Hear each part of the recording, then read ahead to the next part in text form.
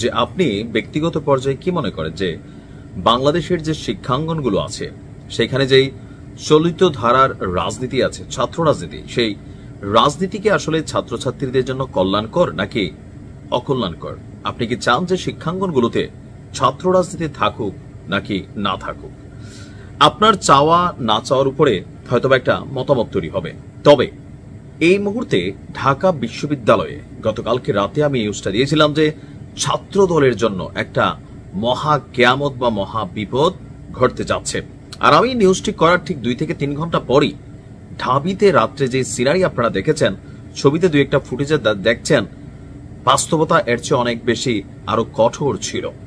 হঠাৎ করেই ঢাকা বিশ্ববিদ্যালয়ের একাডেমিক ও হল পর্যায়ে যে একটা কমিটি গঠন করেছে ছাত্রদল, তো সেই কমিটিকে কেন্দ্র করে আপনার বৈষম্য বিরোধী ছাত্র আন্দোলনের সাবেক সমন্বয়ক এবং নেত্রী উমামা তিনি একটা ঘোষণা দিয়েছিলেন, যদি রাতের মধ্যেই এই কমিটি বাতিল করা না হয় তাহলে কালকে ভয়ঙ্কর কিছু ঘটবে। তবে দেরি করা নাই, তারা রাতের বেলায় ঘটে গেছে আরেক ভিন্ন পরিস্থিতি। আপনার এই মুহূর্তে আমি যখন নিউজটি করছি তখন বাংলাদেশে সময় ঘড়ির কাঁটায় গুনে গুনে প্রায় 1টা। এই মুহূর্তে উত্তাল আপনার ঢাবির ক্যাম্পাস। দিবাগত রাত 12টার দিক থেকে বিশ্ববিদ্যালয়ের বিভিন্ন হল থেকে শিক্ষার্থীরা বিক্ষোভে অংশ নেন।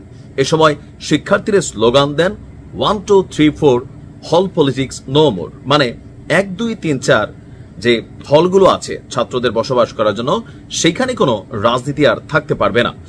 পরবর্তীতে বিভিন্ন স্লোগান দিয়ে বিশ্ববিদ্যালয়ের হলপাড়া থেকে একটা বড় ধরনের মিছিল তৈরি হয়।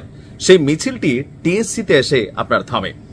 বিক্ষোভে শেখ মুজিবুর রহমান হল, মহসিন হল, বিজয় 71 হল, এএফ রহমান হল সহ বিভিন্ন হলের শিক্ষার্থীরা অংশ নেন।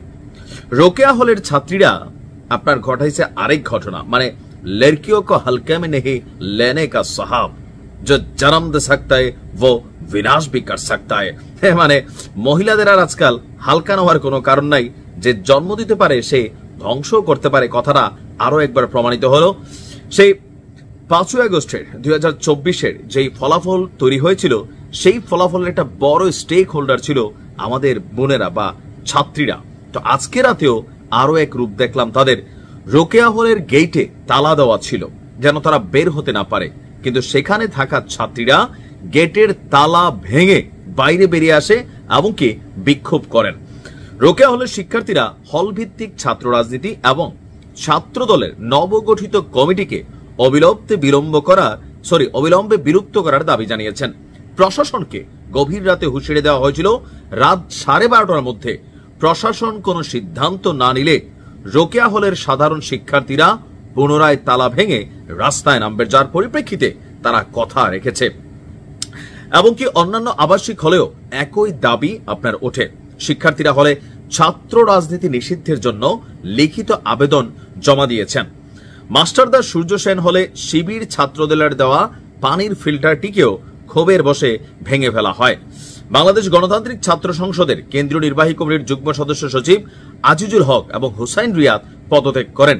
তারা বলেন, যে কোনো ধরনের হল রাজনীতির বিরুদ্ধে আমাদের অবস্থান সব সময়ের জন্য বলবৎ থাকবে। এই রিপোর্টটি লেখা পর্যন্ত বা আমি পড়া পর্যন্ত বিশ্ববিদ্যালয় এলাকায় থমথমে পরিস্থিতি বিরাজ করছে।